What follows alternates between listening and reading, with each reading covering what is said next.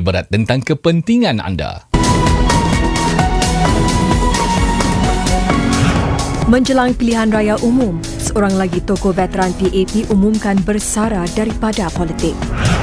Parti-parti politik dedahkan lebih ramai bakal calon masing-masing untuk pilihan raya akan datang. Solat Jumaat pertama selepas 3 bulan, para jemaah patuhi semua peraturan cegah penularan COVID-19. Ikuti semua laporan itu dalam berita 8 malam ini.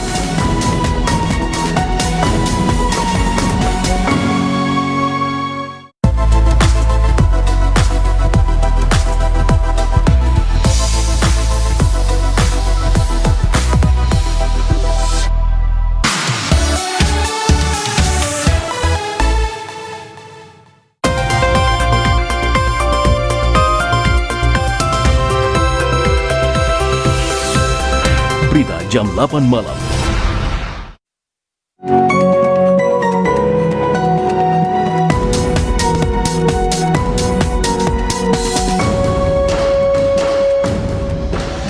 PAP, WP dan PSP kenalkan lebih ramai bakal calon untuk pilihan raya umum 10 Julai. Encik Khaw Boon Wan bersara daripada politik setelah menceburinya selama 19 tahun. Solat Jumaat pertama selepas 3 bulan berjalan lancar, jemaah patuhi peraturan cegah COVID-19.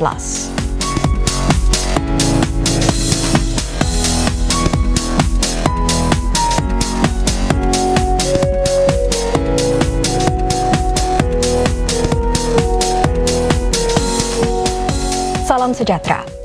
Parti Tindakan Rakyat akan melancarkan manifesto parti itu esok.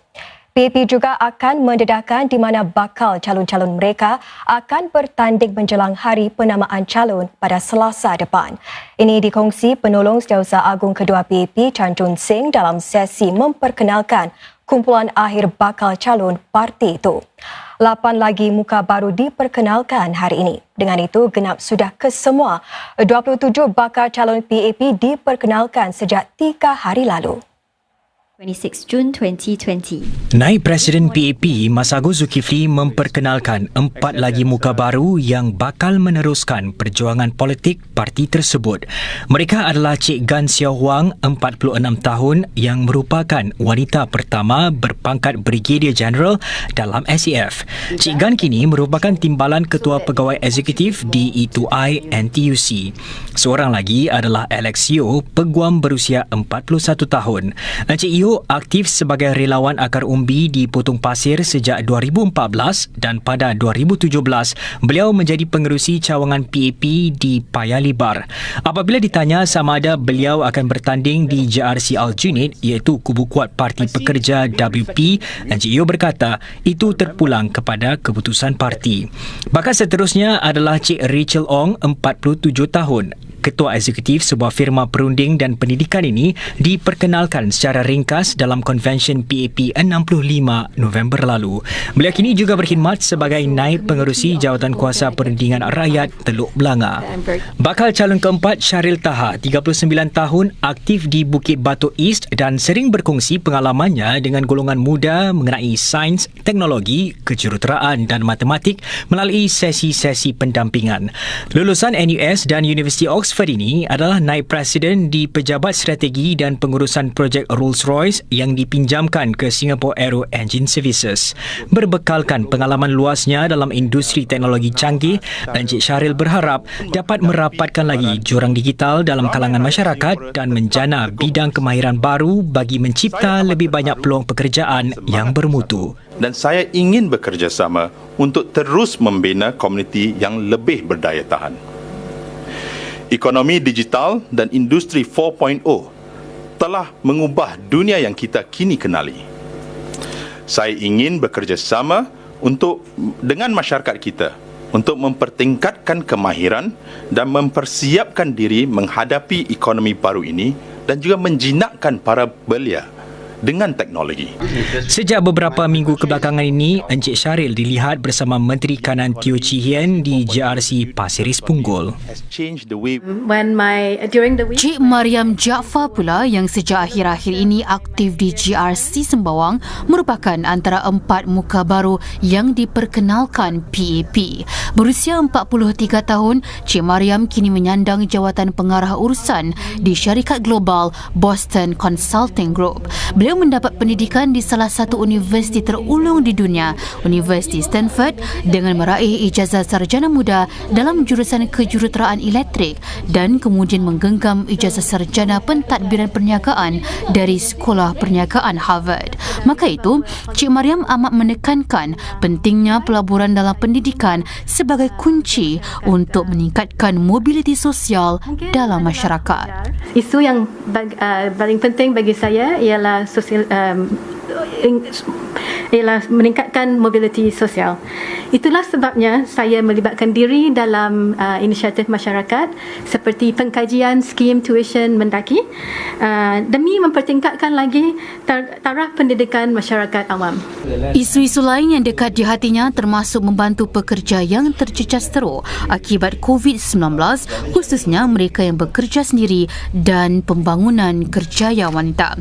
Pengalamannya duduk dalam jawatan kuasa ekonomi masa hadapan CFE, lembaga GovTech, selain ketua bagi Women at BCG, dilihat akan membantunya dalam perjuangan tersebut. Jadi kita mahu, saya sekarang akan melaksanakan program untuk menasihatkanlah, mengajar bagaimana untuk membina dan juga branding untuk home-based business. 3 lagi bakal calon yang diperkenalkan termasuklah Encik Sean Huang Wei Jong berusia 38 tahun dan seorang pengarah di Enterprise Development, Cik Carrie Tan Hui Min, pengasas dan pengarah eksekutif perusahaan sosial Daughters of Tomorrow yang membantu kaum wanita kurang bernasib baik, serta Cik Chan Hui Yo, seorang penasihat pertubuhan akar umbi di Al-Junaid. Salah seorang menteri paling berpengalaman bersara dari politik. Menteri Pengangkutan Khaw Boon Wan, orang penting dalam projek laluan kereta api yang menghubungkan Singapura dengan Malaysia, menceburi bidang politik selama 19 tahun. Dalam surat pengumuman persaraan itu, Perdana Menteri Lee Hsien Loong menyifatkan kerjaya politik Encik Khaw sebagai luar biasa. PM Lee berkata Encik Khaw yang juga Menteri Penyelaras bagi Prasarana menggalas jawatan paling mencabar dalam Kabinet. Dalam jagaan kesihatan, Encik Khaw berjuang di barisan hadapan semasa krisis SARS selaku Menteri Negara Kanan dan membantu mempersiapkan Singapura bagi pandemik COVID-19. Selaku Menteri Pembangunan Negara, Encik Khaw membantu mengurangkan masa menunggu bagi flat baru dan melakukan persediaan asas bagi meluaskan pusat bandar Singapura. Dan dalam apa yang disifatkannya sebagai portfolio pengangkutan yang sukar dari segi politik, PM Lee berkata, Encik Khaw membantu meningkatkan kepercayaan orang ramai dengan mendadak terhadap pengangkutan kereta api. Encik Khaw juga memainkan peranan penting dalam rancangan Singapura menaik taraf lapangan terbang Changi serta pelabuhannya. Dalam satu catatan di Facebook, Encik Khaw melahirkan rasa terima kasihnya kepada rakyat Singapura, kawasan undinya, rakan kerja serta keluarga. Sambil menambah, beliau yakin kru seterusnya akan membawa Singapura ke peringkat lebih tinggi.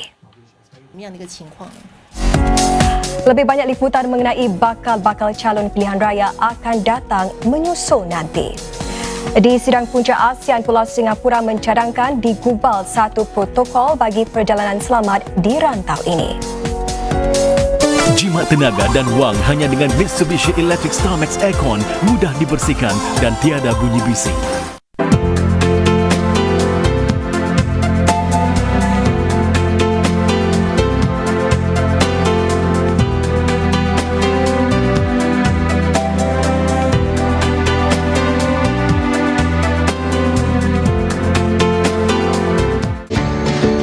Kesihatan semua orang bergantung kepada setiap seorang daripada kita. Marilah kita bekerja sama menggunakan alat-alat baru.